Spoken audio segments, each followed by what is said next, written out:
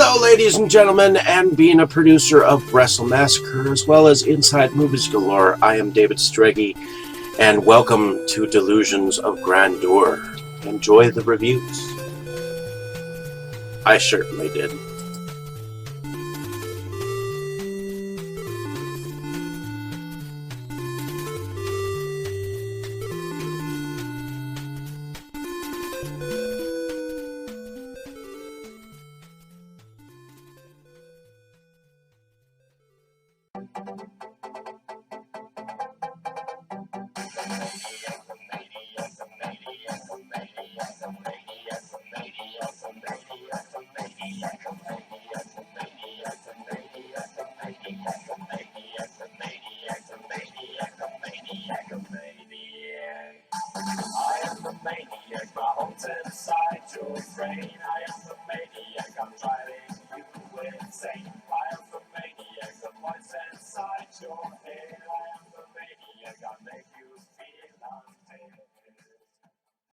Okay, Dave, that's it. Screw you and your college flunkies.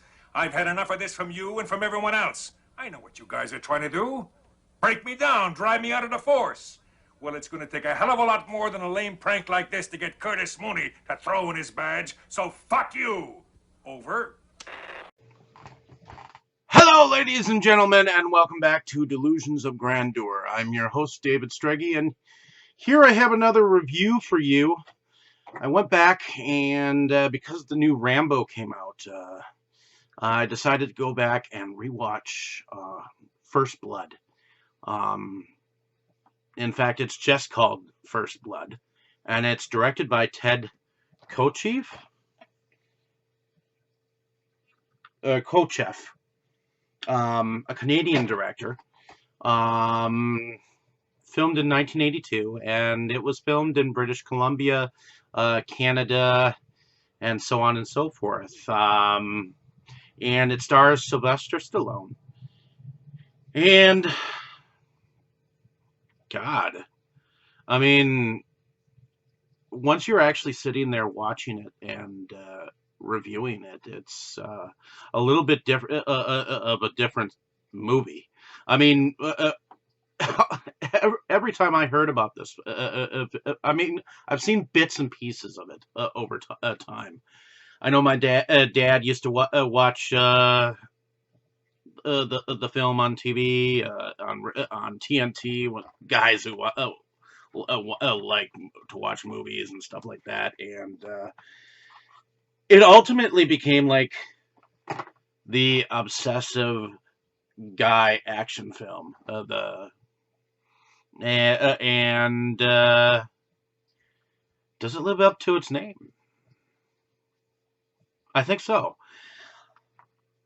It starts out where John Rambo, we eventually find out that he was part of the Green Berets, who were part of the war in Vietnam. And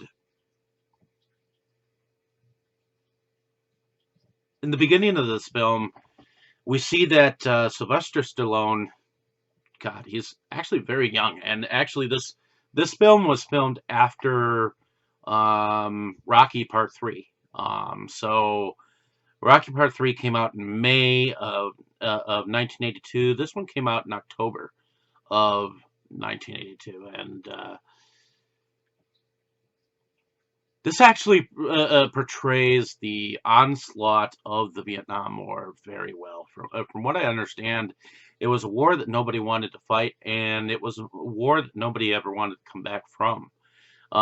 Because no matter whether you were a part of it or not, it seems like wherever you were in the world, you were part of it anyways. There were protests in the street, and there was a lot of violence towards the soldiers who went over to fight this war. And John Rambo is just that kind of a man. went in search of one of the last of his um, buddies from Nam, and he's told that he actually dies from cancer, and then he's walking his way to town, wherever town is, and he's basically picked up by the local sheriff and told that he doesn't want his kind here, and he tries to drop him off past a bridge past town, and Rambo doesn't like this, and so he is insolent and starts walking back into town. And so the sheriff in turn picks him up illegally and arrests him and books him and takes him in for vagrancy and resisting arrest. In turn, once he is arrested, he is also internally abused by one of the sheriff's deputies, who really takes a disliking to him. It seems like the townspeople, the town's police force, actually has almost like a racial thing going on with drifters, or people who have been part of the war and stuff like that. So we're starting to see some of this antagonism in the town, and it's very much a lot of anger, mistrust, and just a total abuse of power by these deputies and the sheriff. And his deputy, they're a couple of good old boys, you know, and so they're shoot first, ask questions later kind. So no matter what, even if the sheriff is trying to tell them to not shoot, they're shooting their guns off and trying to kill Rambo. In fact, the one deputy, he goes so far as to trying to shoot him down off of a cliff, which ultimately this becomes and that's where the title of the film comes from. He doesn't do anything. John Rambo's character doesn't even lift a finger until they start to poke and prod at him. And once they draw blood of his first, that's when he seems to go all commando on them, and he escapes, and they try to hunt him down, and the one deputy, he falls from the helicopter, so they kind of blame him, kind of blame Rambo for it. So they set the dogs and bring some more police force in, and he kills almost every single one of them except for the sheriff, and tells him, "Leave this alone. I am the law and around here, and you don't tell me what to do." I would, and this is like his first warning. Well, just like any movie that we see, we see this man take and bring more law enforcement in and involve the news people. About this time, that's when Rambo's commanding officer comes in, and in a sense, he's kind of there to just observe, because and he is actually there to save them from Rambo, because he's the one who taught him. And so, yeah, this was about the most emotional, besides the first Rocky. This is about one of the most emotional scenes that I ever seen in the very end of the film from Sylvester Stallone, because all throughout this film we see flashbacks of his time in Nam, and it isn't until the very end. Um, and what's interesting is there's so much to this film. It's not just a movie about survivalism. It's a movie about a man that has been let loose on the world, that has been at war, following orders. And when he finally comes back home, all of his buddies are dead, and the last person that he was probably with, he saw shot to pieces in front of his eyes, and there's an emotional attachment, an emotional story that he tells his commanding officer of the Green Berets, that even him with his stone face, you could see the emotion. He was, the story brought him to tears. You know, sometimes the face of stone men can break even the rigid background in which these men are built and created to be. You know, um, and it's just heartbreaking to see, because not only did Sylvester Stallone show the emotional, um, you know, onslaught of coming home, seeing the people protest. He can't even hold a job because people don't trust him to hold a job. I mean, it's just part part of the way of life at the time. There was a lot of um, backlash when people came, when the men who went to fight for Vietnam came back. You couldn't hold a job for shit because you weren't respected.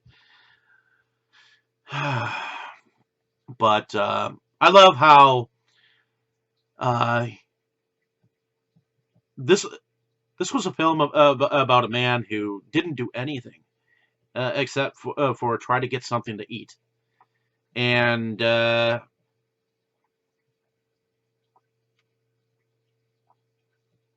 this was where you were a film where you were actually rooting for the good guy. I mean, he was technically a bad guy in the eyes of the law, but he was a really good guy, just trying to um, make his way in the world, and they were brutal to him. Um, it just pains me to see the reality of some of these situations. And this one was, I love the action in here too. I mean, Stallone knew how to do all the survival shit. He knew how to climb the mountains. He knew how to set traps. Um, which is kind of what he's kind of known for. In a way, he's kind of like a mechanic, but it's all just survival in this training. I mean, shit. But yeah, I really liked this movie. I never had much. I always thought that some of these movies were cheesily and cheaply made, but this was a this on the onslaught. This was a fantastic movie. I mean, there's nothing that I can really say. I know that people have probably reviewed this movie to hell, but I really enjoyed this movie, not just for the action, but for the emotional attachment uh, of the times. It was a really emotional piece, and I really felt for the character this time around. Maybe it's the mood that I'm in since my fiance is in the hospital. She's been in there for over a week, but this movie really means a lot to me at this moment. Um, and to me, it's one of Sylvester Stallone's best performances. So, um, if you have not seen the movie, I mean, he literally really is basically driven into a corner and told to stand down when he did nothing wrong. He did nothing wrong, not really. I mean, the one deputy, he just fell from a helicopter, and he was an asshole to him. I mean, literally, he beat him the fuck up in the jail cell, and of course, it's the old cop thing. Oh, let's stand with our cop brothers. I mean, Big Brother isn't always looking out for us. He was just a civilian trying to get some food. And he was arrested on the spot and treated like shit, and reminded of being imprisoned in Vietnam through these experiences. I can imagine what a man could go through if cops act the way they did in this particular instance. I mean, you were rooting for him to eventually take that cop down, and he did in his own way. I mean, he literally he shot the. I like the fact that he took that town down. Down. It was just priceless. In any case, I enjoyed the acting. I mean, it was a very emotional experience. I mean, I'm still just thinking about it right now. And I don't think I can say that about all action films. I mean, most action films, you're like, yeah, kill the bad guy, yeah, get him, that kind of thing. But this one brought me reality, and that's what I liked about it. I mean, it wasn't just okay, let's just make it to make it. It was a really endearing story. And I'm looking forward to checking out the other films um, in the Rambo film series as I go forward here. So, thank you for listening to my ramblings on this film. Like and share, and subscribe to the page if you like. I'm definitely going to go on about more exciting films. I definitely enjoyed just sitting down and watching it in its entirety. And there was a waterfall that I really liked that I swear I've seen before in here. It's just fantastic to view, and I almost wonder if that cliff was partially used in Cliffhanger later on in Sylvester Stallone's film career. In any case, thank you. I appreciate your time spent on this page, and stay tuned for more exciting film reviews that I'll have in store for you. Thank you so much. I just enjoy talking about films in general. Appreciate it. You were good, kid, real good. But as long as I'm around, you'll always be second best, see?